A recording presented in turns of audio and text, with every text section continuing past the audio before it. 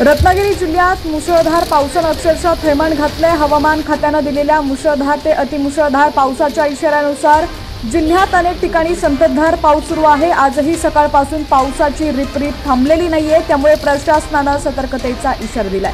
आताची ही जी व्हिडिओतली दृश्य तुम्ही पाहताय ही आहेत रत्नागिरीतील दृश्य। काल काही ठिकाणी मुसळधार पावसामुळे पूरसदृश्य परिस्थिती निर्माण झाली होती, पण प्रशासनानं तातडीनं केलेल्या उपाययोजनांमुळे ही परिस्थिती आता नियंत्रणात आली आहे। तरीही नागरिकांनी काळजी घेणं आवश्यक आहे। याचबरोबर लांजा तालुक्यातील काजळी नदीनं धोक्याची पातळी ओलांडलेली असून नदी इशारा पातळीवरून वाहत आहे, त्यामुळे या परिसरातील गावांमध्ये सतर्कतेचा इशारा देण्यात आलाय। प्रशासनानं नदीकाठच्या लोकांना सुरक्षित ठिकाणी हलवण्याचे आवाहन केलंय। आजही मुसळधार पावसाची शक्यता लक्षात घेता विद्यार्थ्यांची सुरक्षा सुनिश्चित करण्यासाठी जिल्हाधिकाऱ्यांनी आज जिल्ह्यातील सर्व शाळांना सुट्टी जाहीर केली आहे, त्यामुळे पालकांनी आणि विद्यार्थ्यांनी घरातच सुरक्षित राहावं।